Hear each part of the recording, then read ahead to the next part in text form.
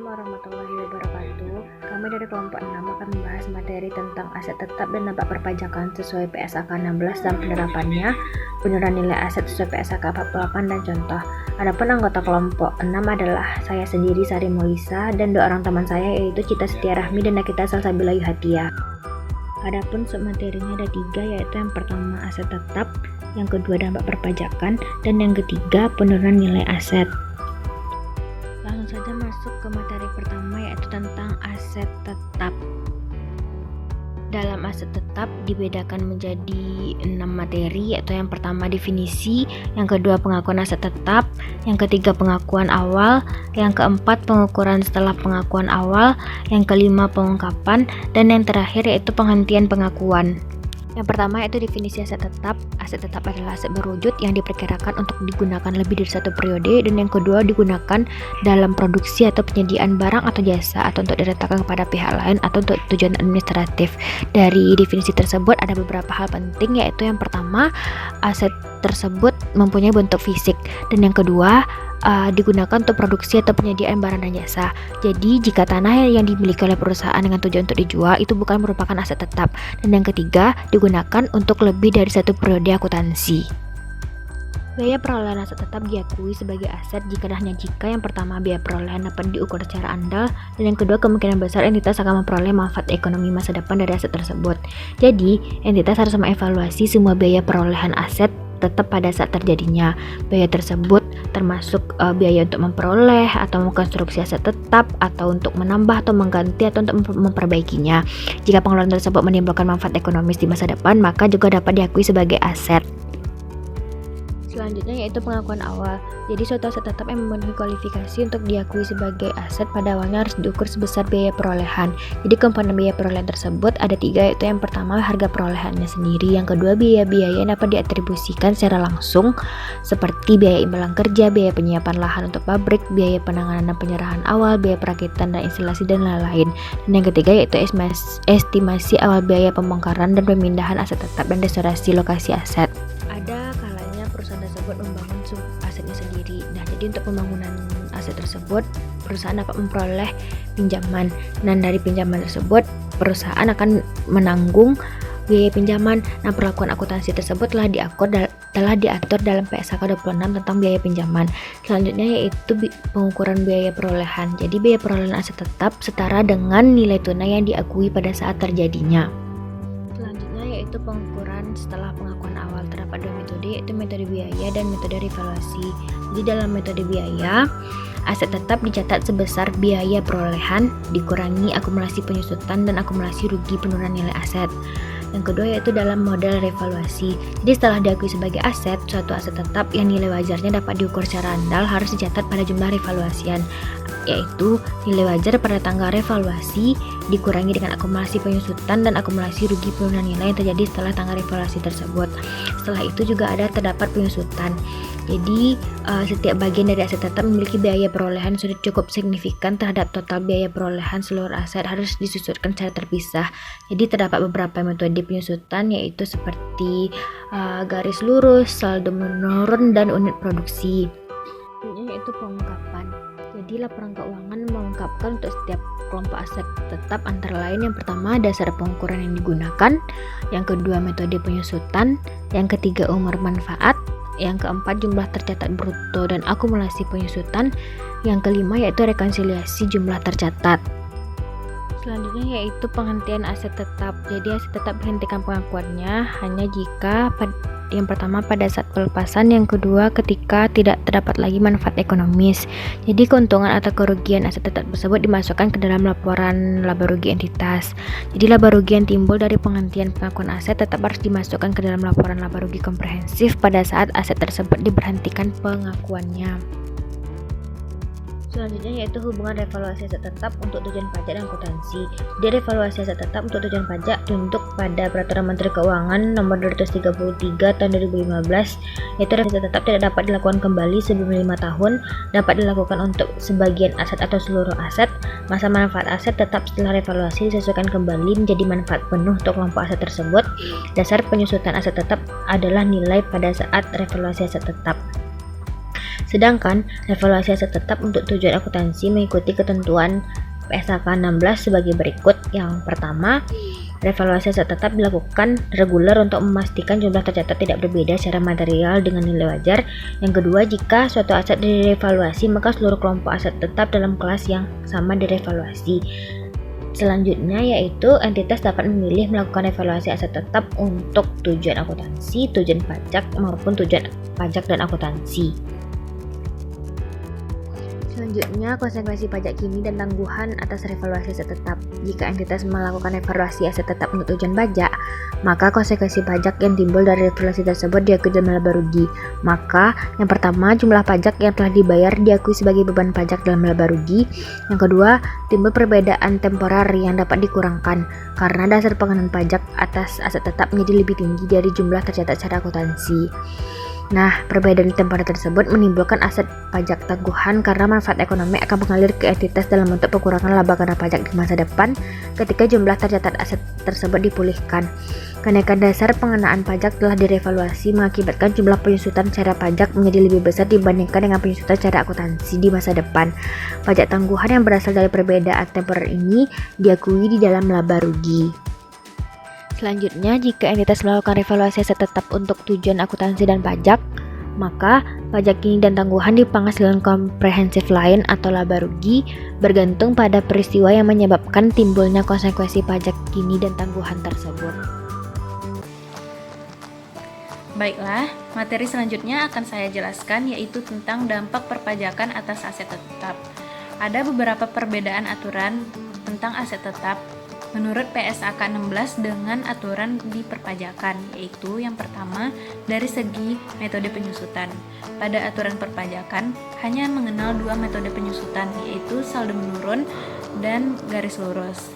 Selanjutnya, perbedaan dari segi umur manfaat aset tetap. Pada aturan perpajakan, aset tetap telah diklasifikasikan dan telah diatur berapa umur manfaatnya. Yang ketiga yaitu dari segi kapan dimulai aset tersebut bisa disusutkan. Nah, dari segi perpajakan, aset tetap dapat disusutkan ketika aset tersebut benar-benar mulai diperoleh. Sedangkan pada PSAK 16, aset tetap dapat disusutkan ketika aset tersebut benar-benar dipakai. Nah, itulah 3 perbedaan aturan antara PSAK 16 dengan aturan perpajakan. Tetapi dari revisi terbaru PSAK 16 memuat satu lagi perbedaan, yaitu tentang model revaluasi. Aturan perpajakan mengenai model revaluasi ini diatur pada PMK nomor 79 tahun 2008, yaitu dengan syarat yang pertama, untuk melakukan penilaian kembali aktiva tetap perusahaan harus mengajukan permohonan kepada DJP. Yang kedua, penilaian kembali aktiva tetap perusahaan dilakukan terhadap seluruh aktiva tetap perusahaan dan tidak dilakukan kembali sebelum jangka waktu 5 tahun terhitung sejak aktiva tetap berakhir. Nah, yang ketiga, penilaian kembali aktiva tetap perusahaan harus dilakukan berdasarkan nilai pasar atau nilai wajar. Selanjutnya, selisih lebih penilaian kembali aktiva tetap perusahaan di atas nilai sisa buku fiskal dikenakan PPh sebesar 10% dan selisih dari penilaian kembali tersebut dikurangi dengan PPh 10% tersebut harus dibukukan dalam neraca komersial pada perkiraan modal. Nah, berdasarkan pada PMK nomor 79 tahun 2008 tersebut, ada hal yang mendasari perbedaan antara ketentuan pajak dengan ketentuan akuntansi, yaitu pada perpajakan, perlakuan revaluasi aset tetap harus ditetapkan pada seluruh aset tetap, sedangkan pada akuntansi hanya pada kelompok aset yang ingin ditetapkan model revaluasinya. Dan yang kedua, jangka waktu revaluasi dapat dilakukan kembali setelah 5 tahun terhitung dari jangka waktu terakhir aset tersebut direvaluasi. Sedangkan menurut akuntansi, revaluasi dapat dilakukan secara berkala sesuai dengan tingkat signifikansi perubahan nilai aset tetap tersebut. Nah, selanjutnya kita masuk pada pajak tangguhan yang diatur pada PSAK 46. Aset pajak tangguhan adalah jumlah penghasilan yang dapat dipulihkan pada periode masa depan sebagai akibat adanya yang pertama, perbedaan temporer yang boleh dikurangkan, yang kedua, akumulasi rugi pajak belum dikompensasi, dan yang terakhir akumulasi kredit pajak belum dimanfaatkan dalam hal peraturan perpajakan mengizinkannya.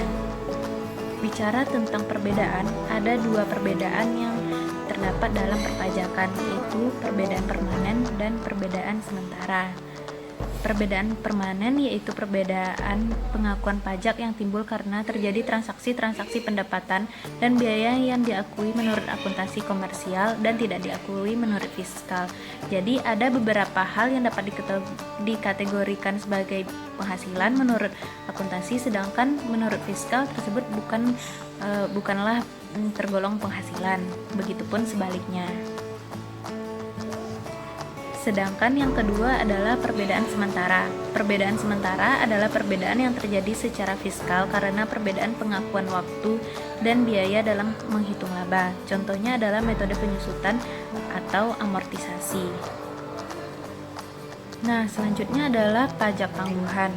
Pajak tangguhan pada prinsipnya merupakan dampak PPh di masa yang akan datang yang disebabkan oleh perbedaan temporer atau waktu antara perlakuan akuntansi dan perpajakan serta kerugian fiskal yang masih dapat dikompensasikan di masa datang yang perlu disajikan dalam laporan keuangan dan dalam suatu periode tertentu. Pajak tangguhan ini terjadi karena adanya perbedaan temporer yang telah kita bahas sebelumnya. Dampak PPh di masa yang akan datang yang perlu diakui, dihitung, disajikan, dan diungkapkan dalam laporan keuangan, baik neraca maupun laba rugi. Suatu perusahaan bisa saja membayar pajak lebih kecil saat ini, tetapi bisa saja berkemungkinan besar memiliki potensi hutang pajak yang lebih besar di masa datang. Nah, metode penangguhan dalam pajak penghasilan tersebut bagaimana saja caranya? Yaitu ada 3 metode. Yang pertama, deferred method, yaitu metode penangguhan. Metode ini menggunakan pendekatan laba rugi yang memandang perbedaan perlakuan antara akuntansi dan perpajakan dari sudut pandang laporan laba rugi. Hasil hitungan dari pendekatan ini adalah pergerakan yang akan diakui sebagai pajak tangguhan pada laporan laba rugi. Nah, yang kedua, asset liability method atau metode aset dan kewajiban. Metode ini menggunakan pendekatan neraca yang menekankan pada kegunaan laporan keuangan dalam mengevaluasi posisi keuangan dan memprediksikan aliran kas pada masa yang akan datang. Pendekatan neraca memandang perbedaan perlakuan akuntansi dan perpajakan dari sudut pandang neraca, yaitu perbedaan antara saldo buku menurut komersil dan dasar pengenaan pajaknya. Yang ketiga yaitu metodenya metode bersih dari pajak atau net of tax method. Metode ini tidak ada pajak tangguhan yang dapat diakui. Konsekuensi pajak atas perbedaan temporer tidak dilaporkan secara terpisah. Dalam metode ini, beban pajak yang disajikan dalam laporan laba rugi sama dengan jumlah pajak penghasilan yang terhitung menurut SPT tahunan. Selanjutnya adalah pengakuan pada pajak tangguhan. Pajak tangguhan tersebut dibagi menjadi 2, yaitu kewajiban pajak tangguhan dan yang kedua aset pajak tangguhan. Nah, pengakuan aset atau kewajiban pajak tangguhan didasarkan fakta bahwa adanya kemungkinan pemulihan aset atau pelunasan kewajiban yang mengakibatkan pembayaran pajak periode mendatang menjadi lebih kecil atau lebih besar. Apabila akan terjadi pembayaran pajak yang lebih besar di masa yang akan datang, maka berdasarkan standar akuntansi keuangan harus diakui sebagai suatu kewajiban. Sedangkan apabila di masa mendatang lebih kecil, maka harus diakui sebagai aset pajak tangguhan. Nah, dapat kita lihat pada slide contoh jurnalnya. Nah, dapat kita lihat pada slide jurnal untuk pajak tangguhan tersebut. Jika kewajiban pajak tangguhan, maka jurnalnya adalah deferred tax expense terhadap deferred tax liabilities. Sedangkan jika diakui sebagai aset pajak tangguhan, jurnalnya adalah deferred tax asset terhadap deferred tax income. Nah, sekian materi dari saya. Selanjutnya akan dijelaskan oleh Nakita Salsabila Yuhadia. Baiklah, selanjutnya saya akan menjelaskan materi pada poin yang ketiga, yaitu penurunan nilai aset PSAK 48. Ikhtisar perubahan PSAK 48. Di sini kita melihat ada sebuah tabel. Yang pertama, kita lihat tabel dalam perihal ruang lingkup. Pada PSAK 48 revisi 2013, Pengaturan investasi pada entitas anak dan Ventura bersama dalam laporan keuangan tersendiri mengacu pada PSAK 4 yaitu laporan keuangan tersendiri. Sedangkan pada PSAK 48 revisi 2009, pengaturan investasi pada entitas anak dan Ventura bersama dalam laporan keuangan tersendiri mengacu pada PSAK 4 yaitu laporan keuangan, konsolidasian, dan laporan keuangan tersendiri. Selanjutnya, definisi. Pada PSAK 48 revisi 2013, definisi yang pertama yaitu tidak memberikan definisi mengenai nilai wajar dikurangi biaya untuk menjual dan pasar aktif. Yang kedua, memberikan definisi nilai wajar sesuai dengan PSAK 68 yaitu pengukuran nilai wajar. Sedangkan pada PSAK 48 revisi 2009 yaitu memberikan definisi mengenai nilai wajar dikurangi biaya untuk menjual dan pasar aktif. Selanjutnya, perihal dalam terminologi. Yang pertama, nilai wajar dikurangi biaya pelepasan. Yang kedua, pengukuran nilai wajar. Sedangkan menurut PSAK 48 revisi 2009 dalam terminologi, nilai wajar dikurangi biaya untuk menjual, kemudian penentuan nilai wajar. Selanjutnya, pengukuran nilai wajar dikurangi biaya pelepasan. Pada PSAK 48 revisi 2013, pengukuran nilai wajar dikurangi biaya pelepasan mengacu pada hierarki nilai wajar dalam PSAK 68, yaitu pengukuran nilai wajar.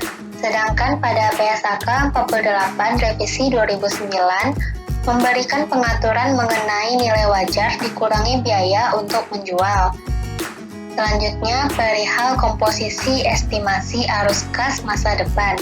Pada PSAK 48 revisi 2013, memberikan tambahan penjelasan mengenai perbedaan nilai wajar dan nilai pakai. Sedangkan pada PSAK 48 revisi 2009 tidak diatur.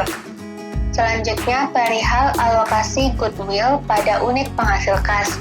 Pada PSAK 48 revisi 2013, setiap unit atau kelompok unit yang memperoleh alokasi goodwill yaitu menunjukkan tingkat terendah dalam entitas yang goodwill-nya dipantau untuk tujuan manajemen.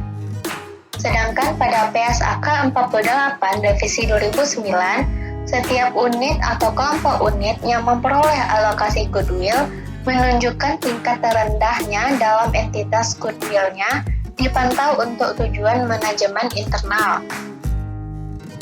Perbedaan dengan ISI atau International Accounting Standard.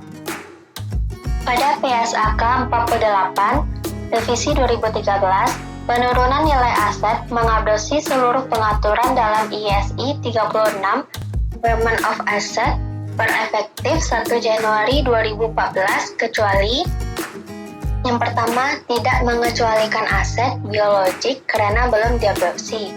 Yang kedua, ruang lingkup anak dengan metode biaya sesuai dengan PSAK 4 laporan keuangan tersendiri. Yang ketiga, perbedaan pengaturan laporan keuangan tersendiri.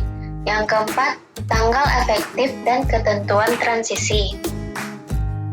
Materi selanjutnya yaitu tujuan PSAK 48. Tujuan PSAK 48 ini adalah untuk menetapkan yang pertama, prosedur yang ditetapkan entitas agar aset yang dicatat tidak melebihi jumlah terpulihnya. Yang kedua, aset dikatakan melebihi jumlah terpulihnya jika jumlah tercatat aset melebihi jumlah yang akan dipulihkan melalui penggunaan atau penjualan aset. Di selanjutnya, ruang lingkup PSAK 48. PSAK 48 ini diterapkan untuk akuntansi penurunan nilai terhadap semua aset, kecuali yang pertama, persediaan. Ini bisa dilihat pada PSAK 14 tentang persediaan. Selanjutnya, aset yang timbul dari kontrak konstruksi. Ini bisa dilihat pada PSAK 34 tentang akuntansi kontrak konstruksi. Selanjutnya, aset pajak tangguhan. Ini bisa dilihat pada PSAK 46 tentang akuntansi pajak penghasilan. Selanjutnya ada aset yang timbul dari imbalan kerja. Ini bisa dilihat pada PSAK 24 tentang imbalan kerja.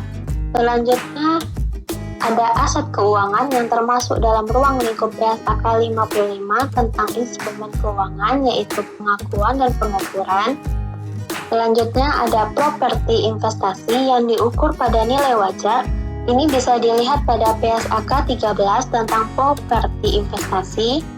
Selanjutnya, ada biaya akuisisi, tangguhan, dan aset yang tak berwujud, yang timbul dari hak kontraktual penanggung berdasarkan kontrak asuransi yang termasuk dalam ruang lingkup PSAK 28 tentang kontrak asuransi. Selanjutnya ada aset yang tidak lancar atau kelompok lepasan yang diklasifikasikan sebagai milik untuk dijual sesuai dengan PSAK 58, yaitu tentang aset tidak lancar yang dimiliki untuk dijual dan operasi dihentikan.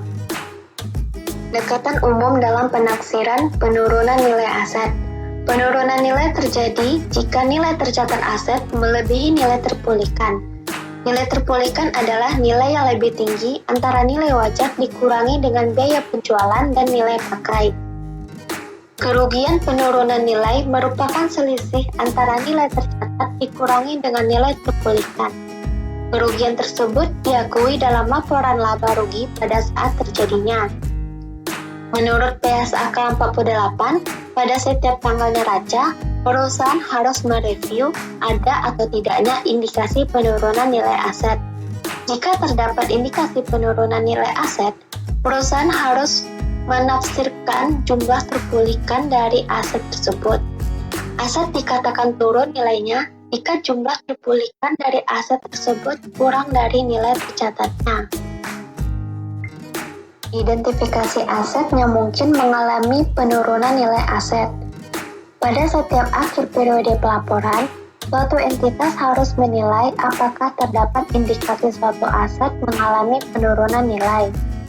Jika terdapat indikasi tersebut, entitas mengalami jumlah terpulihkan aset tersebut.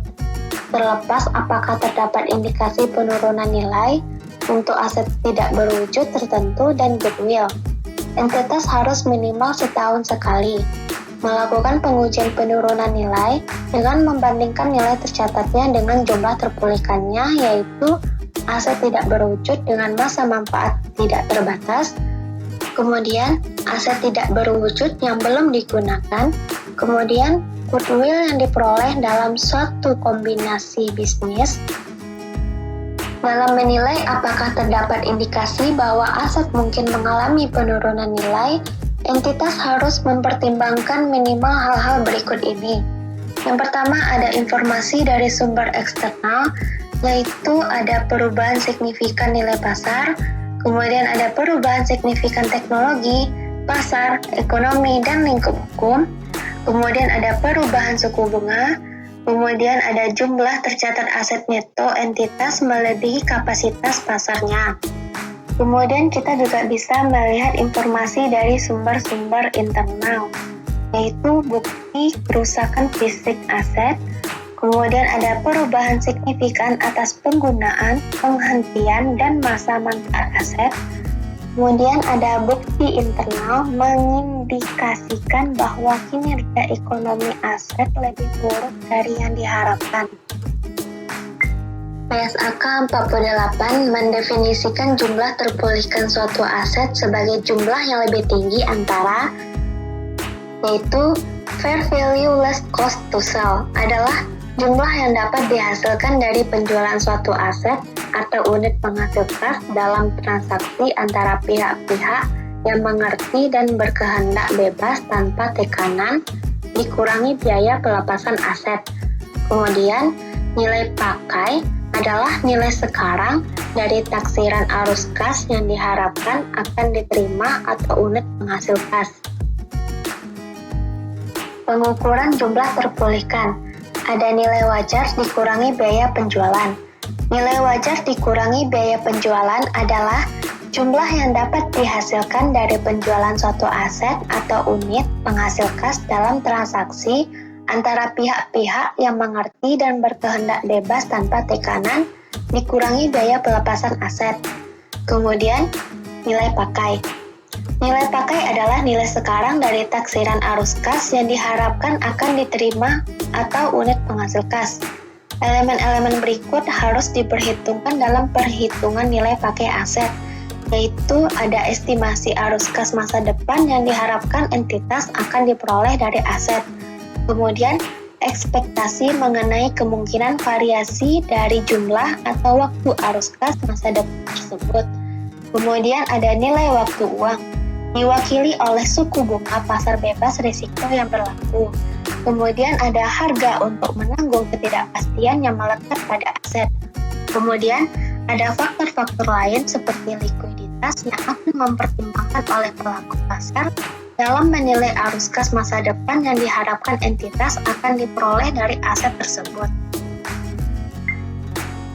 Pengestimasian nilai pakai suatu aset meliputi langkah-langkah berikut ini, yaitu yang pertama ada mengestimasikan arus kas masuk dan arus kas keluar di masa depan dari pemakaian aset tersebut dan pelepasannya pada akhirnya. Kemudian, menerapkan tingkat diskonto yang tepat atas arus kas masa depan tersebut. Terdapat beberapa hambatan proyeksi arus kas, yaitu yang pertama ada didasarkan pada asumsi yang masuk akal dan didukung oleh fakta atau teori. Kemudian, hambatan proyeksi arus kas lainnya yaitu didasarkan pada anggaran keuangan yang terbaru dan telah disahkan oleh manajemen. Kemudian juga terdapat tidak memasukkan komponen arus kas masa depan yang berasal dari restrukturisasi. Kemudian ada pendasaran kepada anggaran hanya meliputi periode 5 tahun, kecuali jika periode yang lebih lama dapat dijustifikasi. Kemudian, periode setelah anggaran hanya dapat menggunakan tingkat yang tetap atau menurun, kecuali jika tingkatnya naik dapat dijustifikasi. Kemudian, tingkat pertumbuhan yang digunakan dalam proyeksi ekstrapolasi tidak dapat melebihi rata-rata jangka panjang pertumbuhan untuk produk, industri, atau negara tempat entitas beroperasi atau pasar di mana aset tersebut digunakan, kecuali jika tingkat yang lebih tinggi dapat dijustifikasikan. Materi selanjutnya, pengakuan rugi penurunan nilai. Pengakuan rugi penurunan nilai dilakukan jika dan hanya jika nilai terpulihkan aset lebih kecil dari nilai tercatatnya, yaitu nilai tercatat aset diturunkan menjadi sebesar nilai terpulihkan. Kemudian, penurunan tersebut adalah rugi penurunan nilai. Rugi penurunan nilai segera diakui dalam laporan laba rugi, kecuali aset disajikan pada jumlah direvaluasi sesuai dengan standar lain. Contohnya, PSAK 16 tentang aset tetap.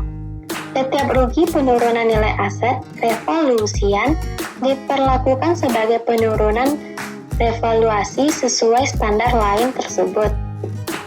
Diakui dalam pendapatan komprehensif lain sepanjang kerugian penurunan nilai tidak melebihi jumlah surplus revaluasi untuk aset yang sama.